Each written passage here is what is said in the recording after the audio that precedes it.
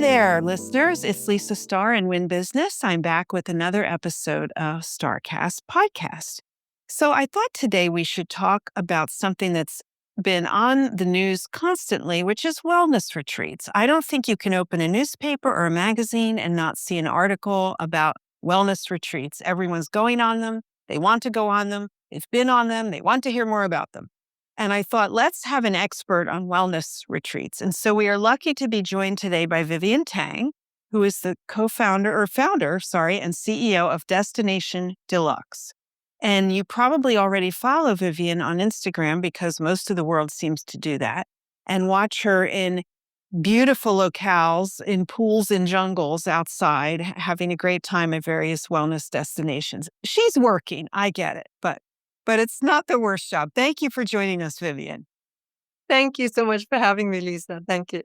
So Vivienne joins us today from Switzerland. She is Swiss and lives there when she is not on a plane or in a lovely jungle or safari retreat somewhere. Vivienne, I'm thinking back to when you and I met has been many years. I believe you were the editor of Asia Spa magazine. Maybe it was about 15 years ago. But your path into wellness preceded that. So could you share a little bit with us about, when Vivienne grew up in Switzerland, what happened next? So I went on to study fashion design and then moved into fashion publishing. And that was kind of how I ended up in the wellness field. Yes, I was a fashion editor for many years. And then did you ever do fashion design or did you just study it and then? I didn't. I studied it and then moved straight into publishing. So you were like a journalist studying fashion design.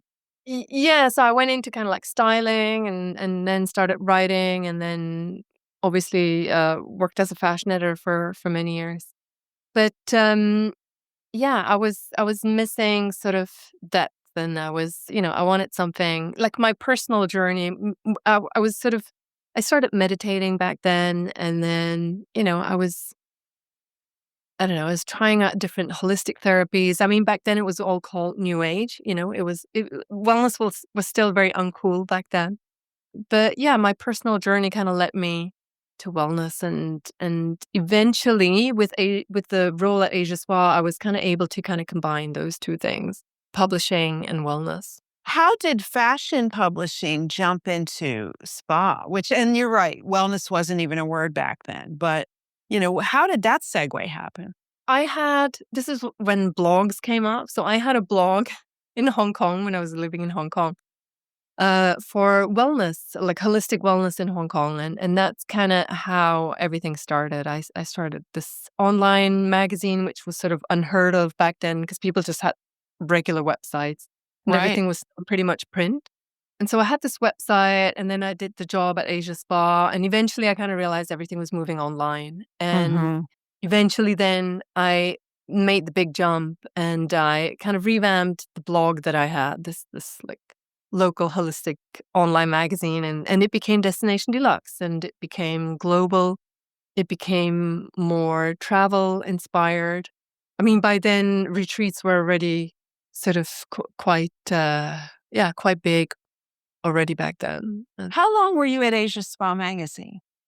I was there for about 3 or 4 years. And that was a time, as I recall, when Asia was really happening with spa. I mean, they were building the most large, beautiful, amazing facilities all over Asia. Yeah. I think it was during that time when wellness retreats started coming up. So then that's kind of when people started moving from just, like having a spa experience to having a wellness experience. Right. But then a lot of the spas realized that they had to expand beyond the massage table and sort of started incorporating holistic treatments, like Reiki, sound bath, you name it, breath work.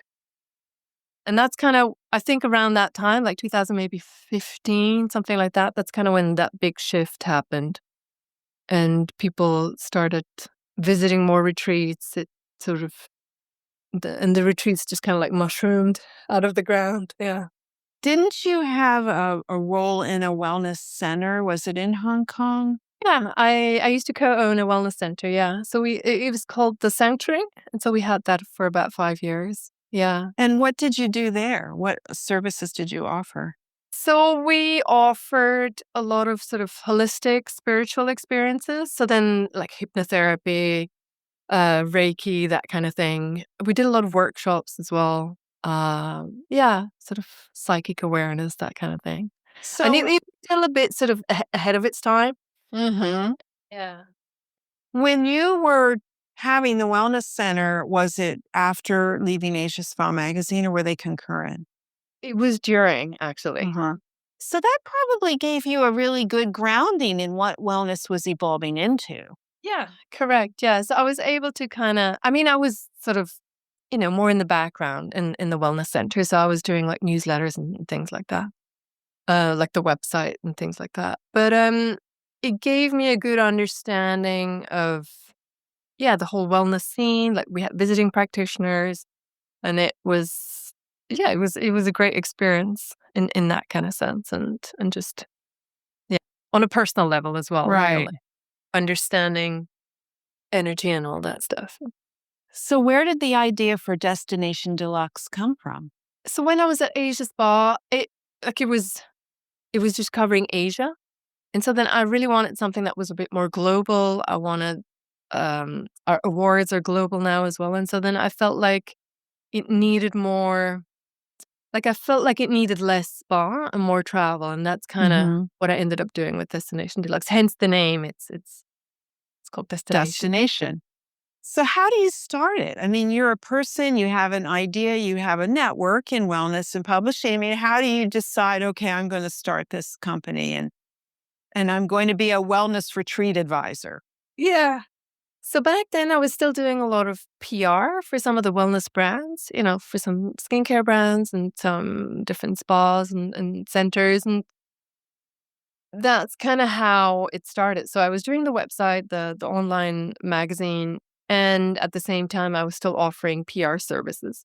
And so in that way, I was able to kind of grow the platform Uh, while I was still offering PR. Um, yeah, so I just started working with some of the retreat companies, some of the spas who wanted to move into retreat. So and to this day, I guess a lot of the hotels call me if they want to launch a wellness retreat program. mm. So you're almost like a wellness retreat consultant, to companies that want to offer that. Correct. So sometimes it sort of goes hand in hand a little bit, yeah. And so then often I'm sort of the first one to try a specific program, and they'll kind of ask me, like what can Mhm. we improve? How did you find this and that? And I'm able to kind of advise them on certain things, yeah. That seems like a tough job. It depends on how you look at it. Well, you are giving your body up for science, but still.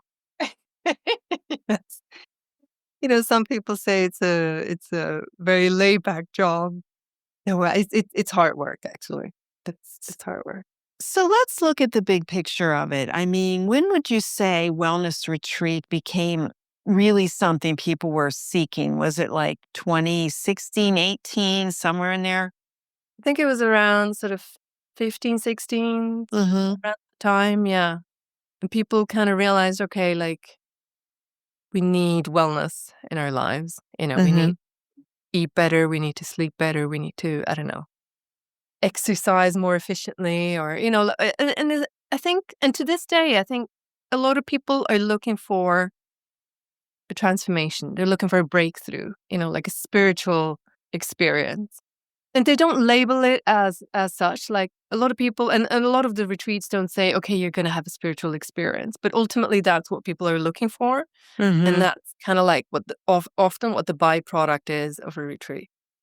Well, it's difficult to promise a spiritual experience, right? We'll circle back to that, but I think makes sense when you think about it, how popular spas became in the aughts, and into the teens.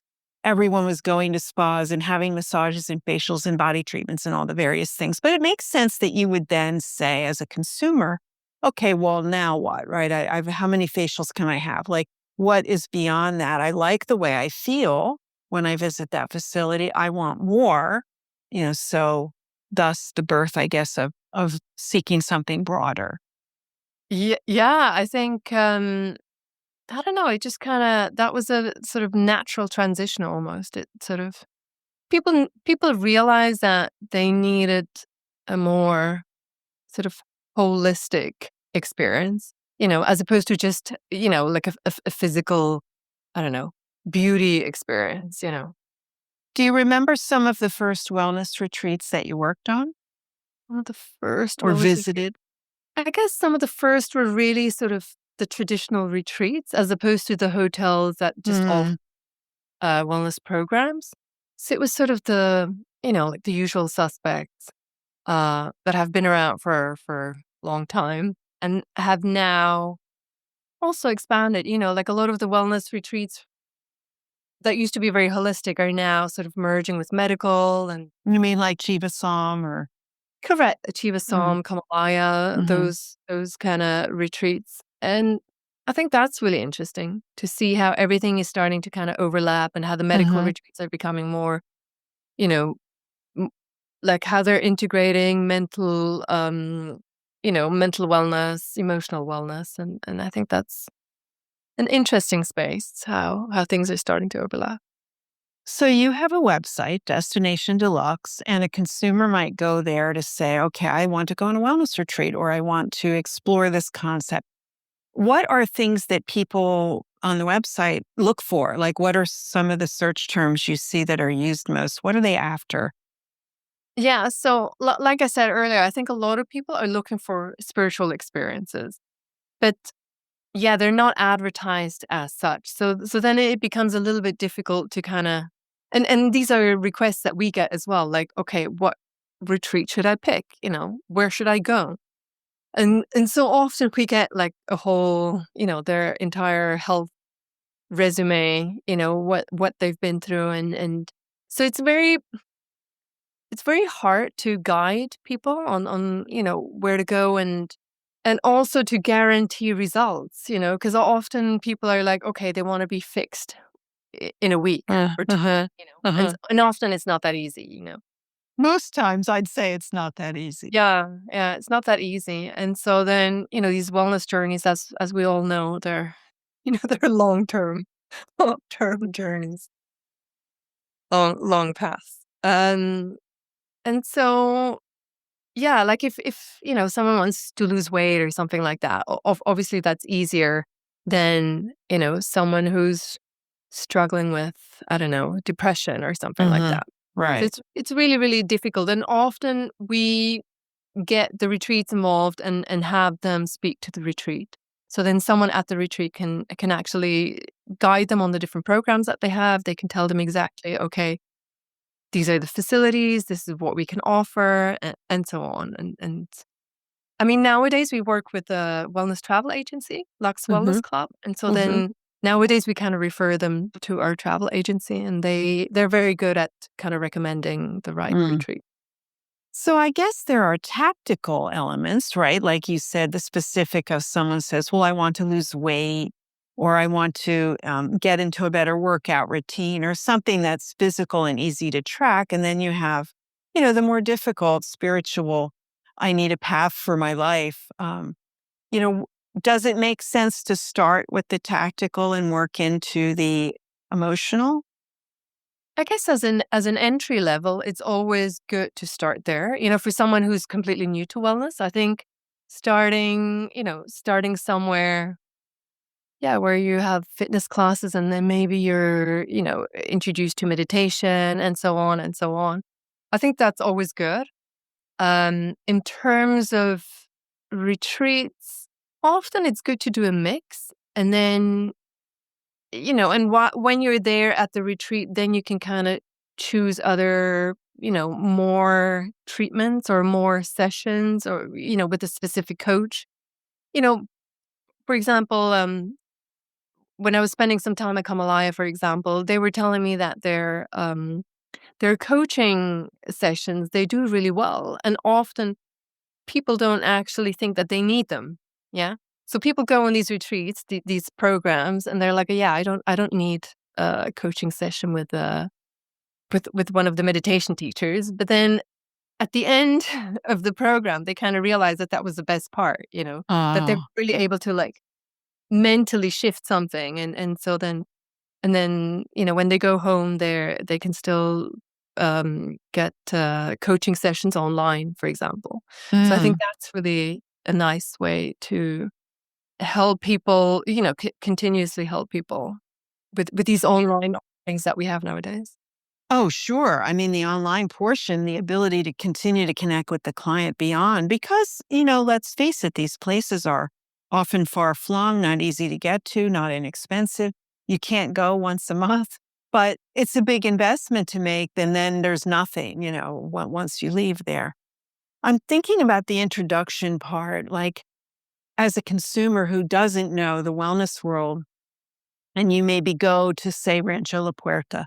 You can even go for 3 or 4 days, and it's fun, right? You realize, oh, it's like camp for grown-ups. We do exercise and we do sound bowls, and the food is healthy, and I learn how to play pickleball, and I take a hike, and then there's a nap, and then and I think I love that the way that those places kind of introduce a person to the possibility of more. Do you see it working that way? Yeah, I also see that a lot. And I quite like that, so it's not like we said, like it's not a full on, okay, you need to have this spiritual experience, it's not in your face. It's like, you organically kind of get to that point. Yeah. I think some consumers think, well, what will I do all day? I mean, I can't just have facials all day. And maybe you do, but I know when I go to those places, I might have a massage, but there's hardly time to fit those things in because you're so busy doing other things, and learning how to be creative or make pottery or whatever it may be. So, what retreats are popular right now? What are you seeing people look for? A lot of medical retreats, with the whole Mm, biohacking trend. I feel like a mm, lot of people want to get some blood work done and then see, what they need to do to improve their health.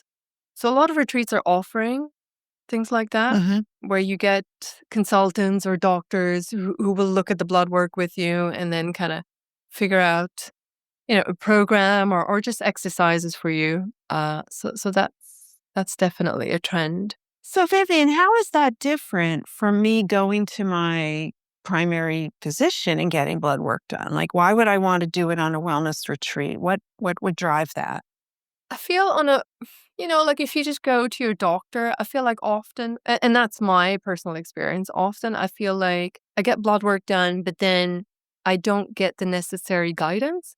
Mm, I don't feel like the doctor is actually trying to help me kind of figure out a sort of, I don't know, a program or exercises or just sort of like how to live my life, uh-huh, according to what's best for me. And so then in a retreat, I feel like you do get that guidance at least over, I don't know, like 7 days or whatever it is. And then you can you can take home some of the tools, some of the exercises, and then, you know, some of the healthy hmm habits and apply those. Yeah. So I do feel people get a lot out of retreats just because you're not distracted, you're most probably you're not gonna be on emails so much maybe, and then you're really dedicated, you're dedicated to, creating a healthier life for yourself, and so then I hmm feel like you're really putting in that time for yourself to fully understand how you should live your life. Let's talk for the listener about what to expect at your standard wellness retreat. Like you just said, well, you're probably not going to be on email. Walk us through, like, what happens when you check in and what does a day usually look like? And why might I not be on email? Okay, so most retreats will have a consultation when you get there, So a lot of the retreats are customized. Yeah. So they try to customize wherever they can, right? And so they'll try to either take out some of the treatments and replace them or, just make sure that you're getting the maximum out of your program. So you have this consultation and then yeah, I mean with the emails and WhatsApp and things, I guess most retreats will try to limit your, like the use of technology. In certain public areas, they will have certain signs that say, please refrain from using your phone. So they're really trying to get you to do a digital detox as much as possible. Yeah, which will obviously help you to get the full experience. And then in terms of the treatments, I mean, usually it's a very packed schedule, most of the time. And that can be good and bad. I guess it depends on the person. Yeah. So then I'm a person, I like to have some time in between. Mhm. Often I don't get any time in between because it's just, there's so many things that you want to experience, right? Right. Uh, so many treatments, so many different sessions, and yeah. And so sometimes it's hard, yeah. Because you also want that downtime to kind of integrate certain things, especially if you're having, more sort of spiritual or emotional stuff happening. You do want to get that downtime. But yeah, so oftentimes you would have some excursions as well. That's usually really nice. I like that retreat kind of tries to, because you don't want to just go to a retreat that you could be doing at home, really. Right. That's what I mean. Like, what's different about that? So you do want to pick a place where you kind of get to experience.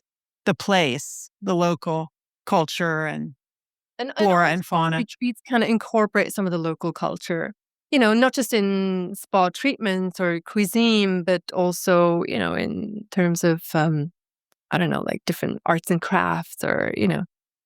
different sessions that you get to try there. Yeah. So that's really nice. I usually, I welcome that a lot. Yeah. How long is the typical retreat? I mean, it can range from 3 days to, I don't know, 14 days, something like that. Mhm. A lot of the time, I think maybe 5 days. That's a good amount. Mhm. Yeah. And often you need at least like 4 days to kind of touch down. Mhm. It's true. You don't think you do, but you realize by the 3rd or 4th day that, "Oh, right. This is how I used to feel before I had a lot of work to do." Exactly. Yeah. And so then it's nice if you get like 7 days or longer. Then you Mhm. really start to detach from your life back home or, like family or friends or whatever. And you start to focus more on yourself. It's funny how quickly that can happen when you think about it. I mean, you have years of a habit of your life, and then a week later, you can be like, "What family? What are you talking about?" You do. It's really, for me, it's something about being in a different space, right? Not your home. And, to your point of, well, I want something I can't do at home, but you're in that routine of things around you. And to change that routine, I think is really important. What are some of the elements, Vivian, you would say that make a really good retreat? Make a really good retreat. Needs to be authentic. Mm-hmm. Because everybody can tell if it's just, you know, if they just put on a program just kind of because they think this will sell well, you know. So it really needs to be authentic. They need to have good practitioners, as opposed to just getting your staff, your spa staff to be the breathwork coach, the yoga teacher, Mm-hmm. mm, you know. And also answer the phone at the front desk. And right, yeah. Mhm. So getting experts in is good because people notice that, and people really appreciate that. Yeah. What else? Customization. So then people really want that sort of, yeah, they want to personalize their retreat. Mhm. Guidance, like I've also had retreats where I've just been sort of dropped off. Mm. Nobody kind of like looked after me, maybe. Mhm. I think that's also a thing where people want to feel taken care of. They want to feel Mhm. safe. And I've had experiences where that was kind of missing. And then you're kind of, you don't really know. I mean, of course, you're having this experience, but you don't really, like, there's no input, there's no guidance from it. So I feel it's quite important. I think that's like going to an art museum and looking at the art, but without having anything to read about the art, right? So it's nice, but you don't get the level of understanding you might have with some guidance. And then also, you would want to share certain experiences, especially if it involves, I don't know, meditation or something, right? So you would want to talk about that experience with a coach or with, Mhm. you know, someone who's guiding you. What else? What makes a good retreat? Obviously, food. Food plays a huge role, you know? I know. I'm glad you brought that up because we haven't discussed it at all. But when you are going to a place and you're staying there on the property, you're eating their food. And, that is, I would think, an important component. Yeah, very much. Yeah. Yeah. So obviously, a lot of the retreats, if it's just a hotel, let's say, that is kind of offering programs, often nowadays they would have a wellness menu. So that's good. Or just like a normal menu, and they would kind of like highlight which dishes are more healthy.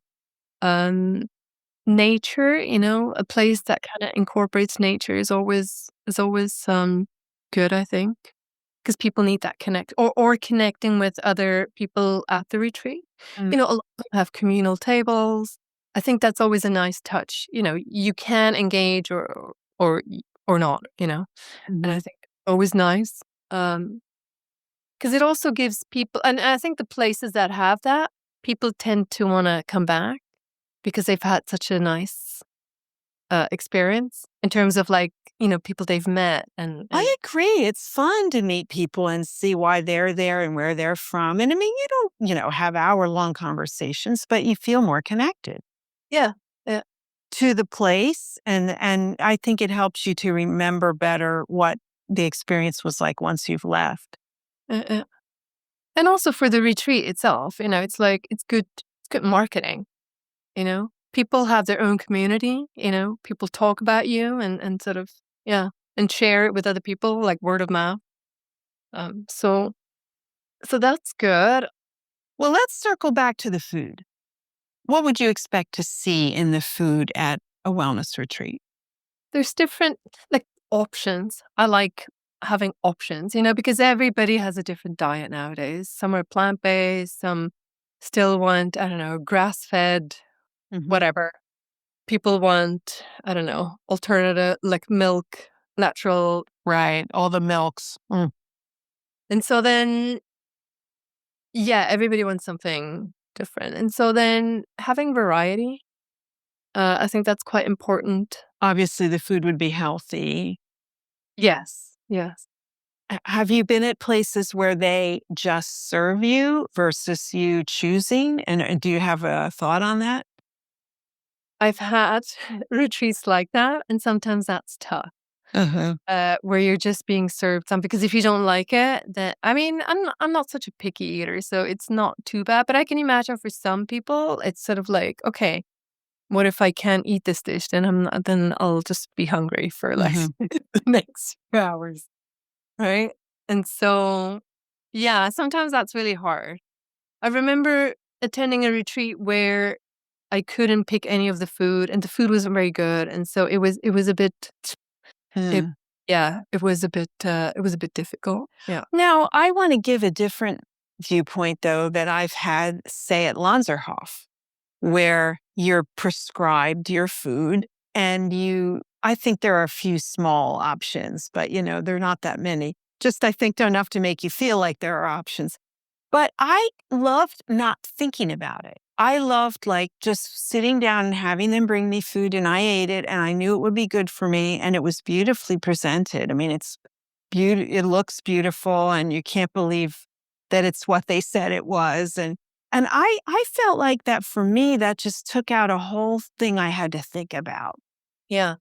No, I think you're right. I'm usually like that as well. I remember doing a retreat at Chanot in Uh-huh. Switzerland as well, Chanot Palace Vecchis. And there, obviously, the food is also phenomenal, right? It's like really high end, really Uh-huh. beautifully presented. And yeah, I didn't have to think about it. And I knew it was going to be good. Right. And so you don't have to worry about that. So that's a nice touch, actually. Yeah. Do you see often where properties will give nutrition guidance or cooking class or something to help people maintain that diet when they go back home?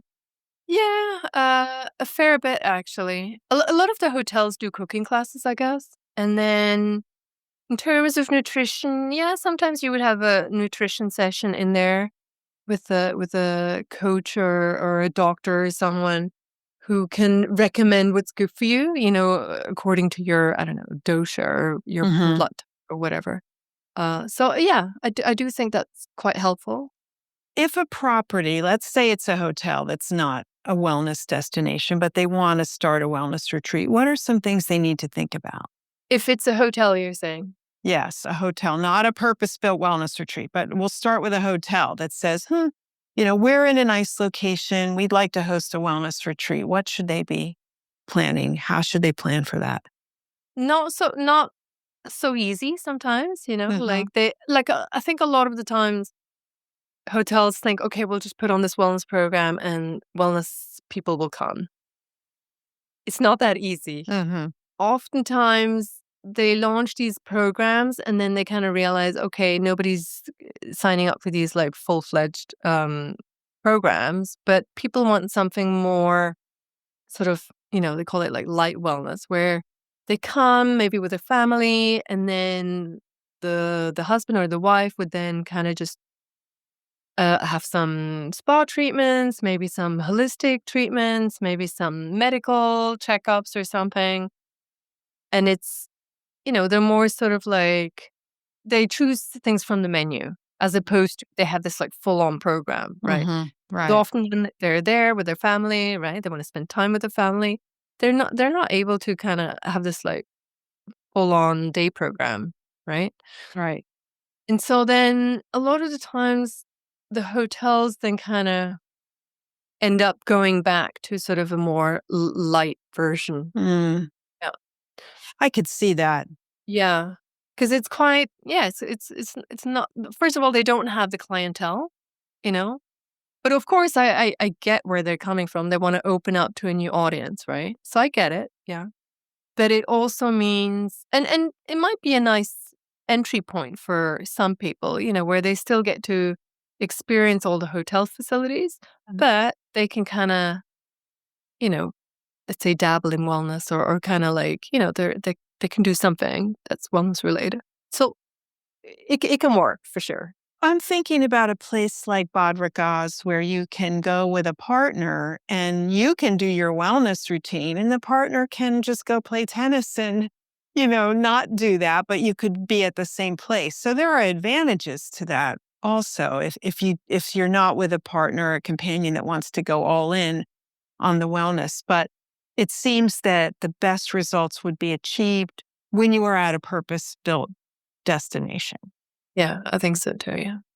So, what are some of the more memorable places, Vivienne, that you've been? Because you've been to most of them. Where have you left and said, wow, that was really transformative? Like asking me to pick my favorite child. Oh, your favorite child of all those children. For example, and I guess each retreat specializes in something else, I Uh-huh. suppose. Okay, so I'll just name a few. So for example, Chanel, which we talked Uh-huh. about, was really great. I did a fast retreat, and I think that was my first fast actually, like Mm. proper fast where there were doctors and everything. Because I was Uh-huh. quite scared of Uh, fasting, and so I knew, and I think at one point I kind of passed out in the shower. oh. Oh, and or nearly passed out, and so Uh-huh. then I was really happy that there were doctors there, so that was really important for me. So then in terms of, like, a more holistic retreat, maybe Kamalaya, Uh-huh. um, something medical, maybe Raksa in Thailand.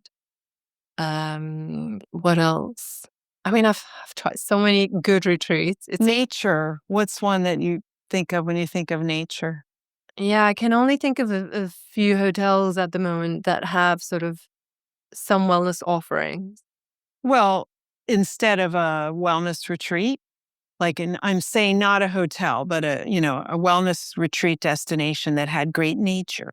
I guess most retreats have some sort of nature element, Uh-huh. you know? I mean, Five Elements in Bali that has Mm, like beautiful, I mean, Como Shambhala in Bali. mm. Beautiful. I've been there. Unbelievable.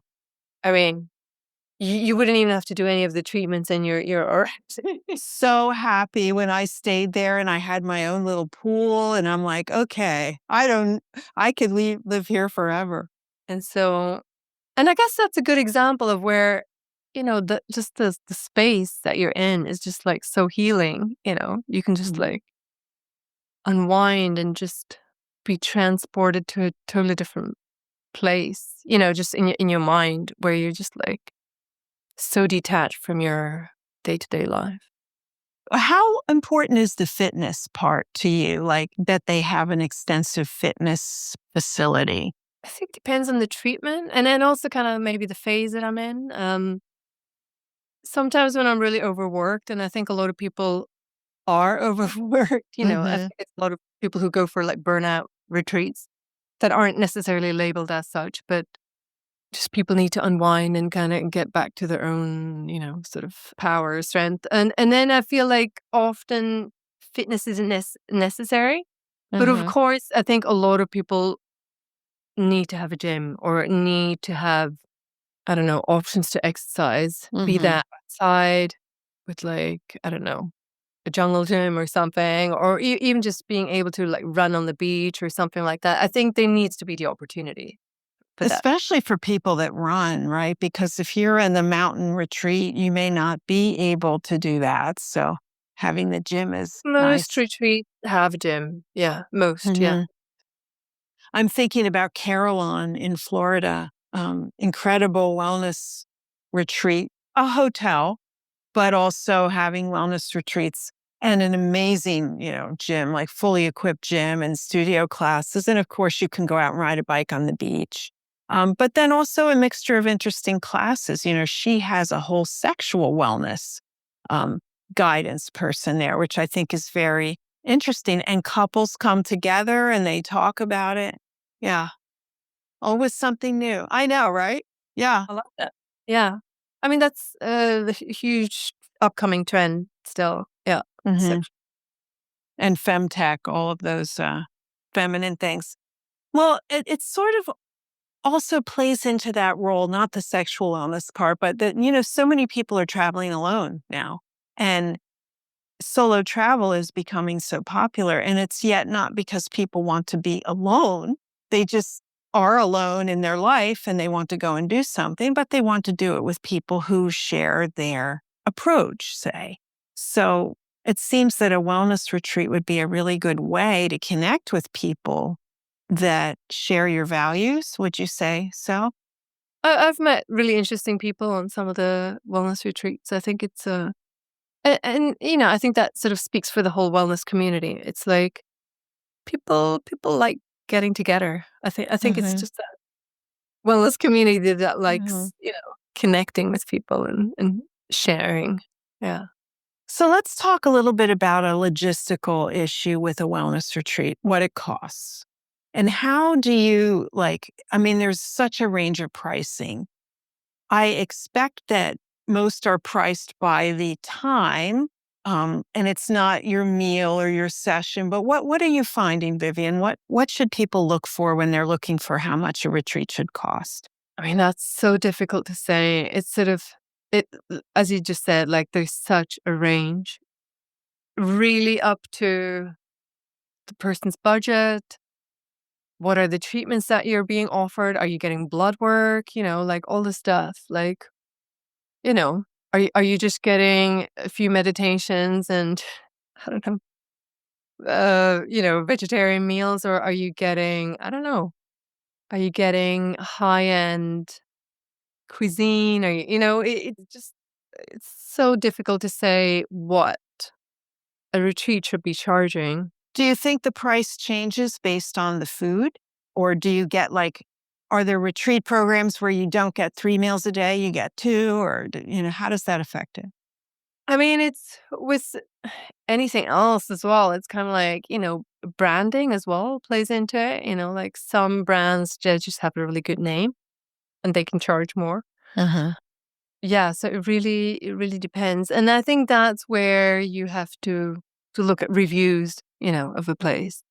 You speak to other people and see what their experience was. And often it's just, these experiences are they're so individual. It's like, just because I like it doesn't mean that you will have a good time. Mhm.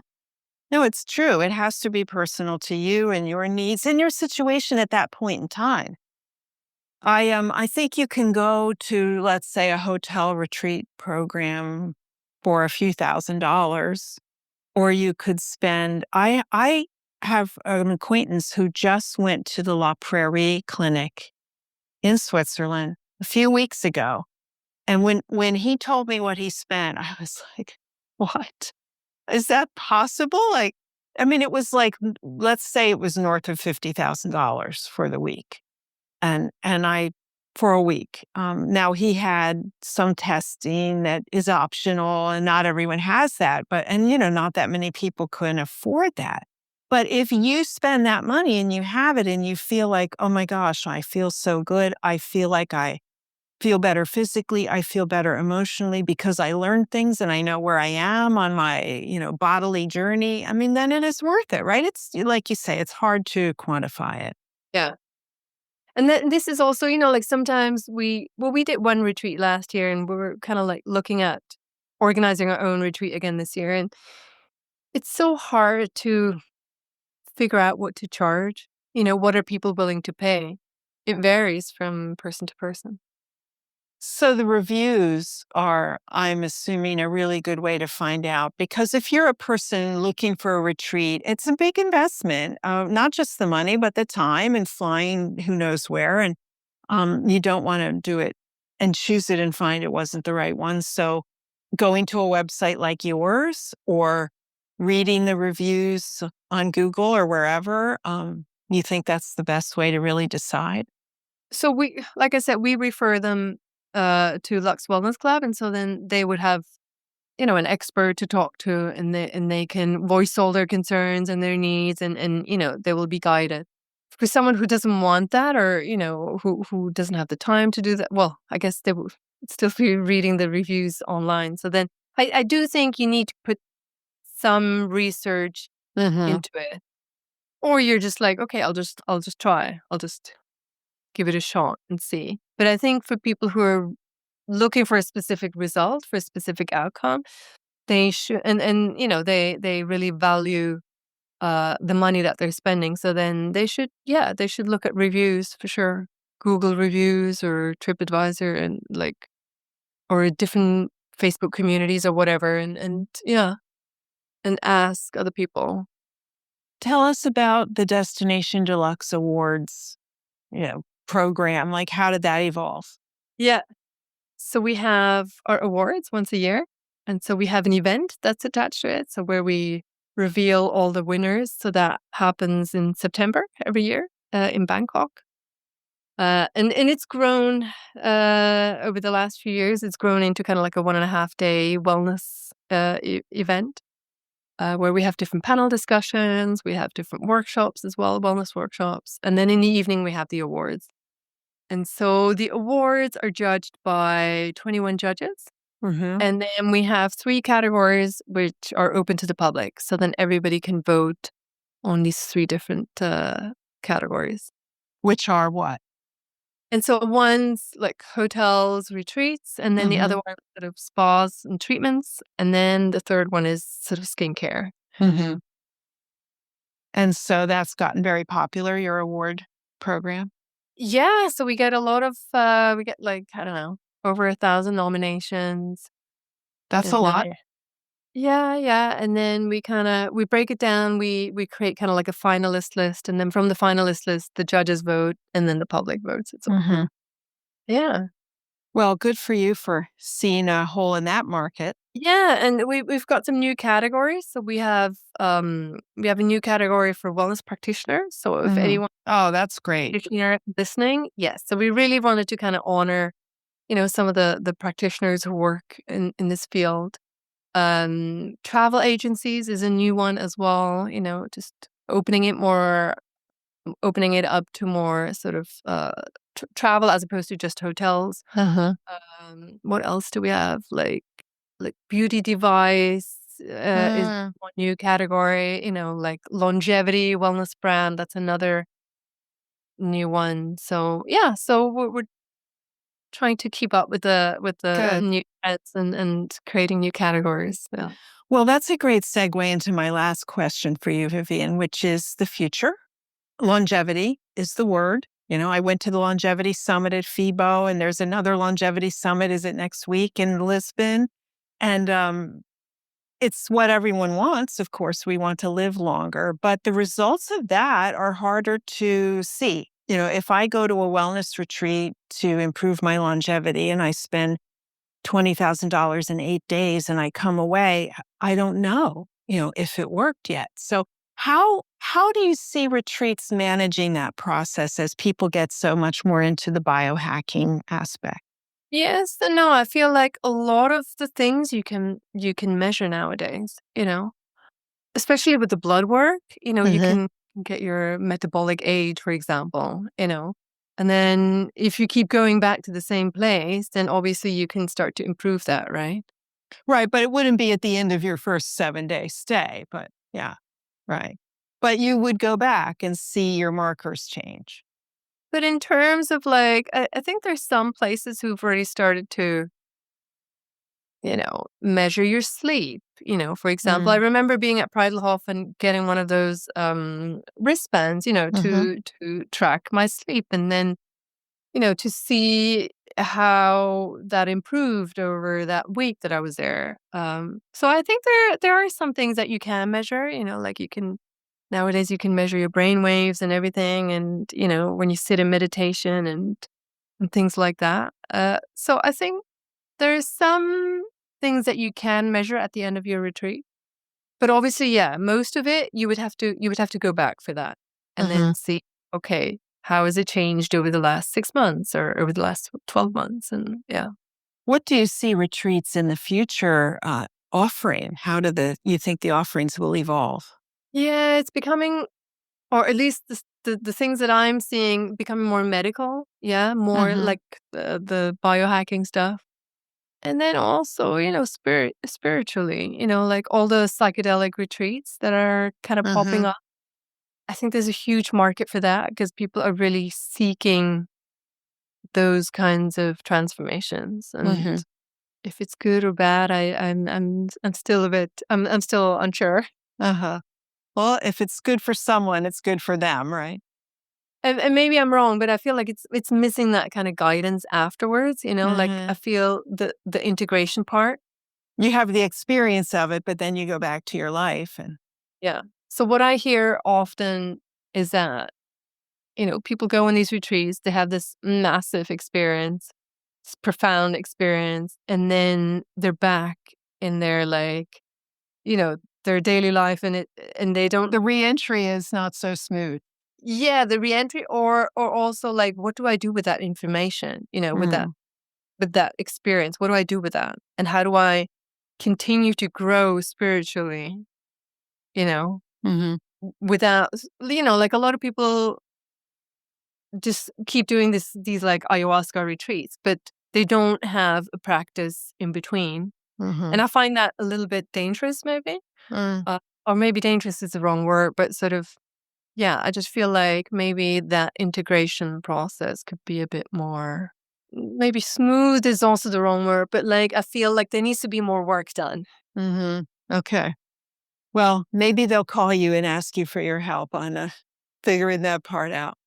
Well, Vivienne Tang, it was great to speak with you. Thank you so much for connecting with us in your busy schedule. Vivienne, again, is the founder of Destination Deluxe, and you can check out the website at destinationdeluxe.com and follow Vivienne Tang on Instagram for some amazing pictures. And thank you again. It was great to see you. Thank you so much, Lisa.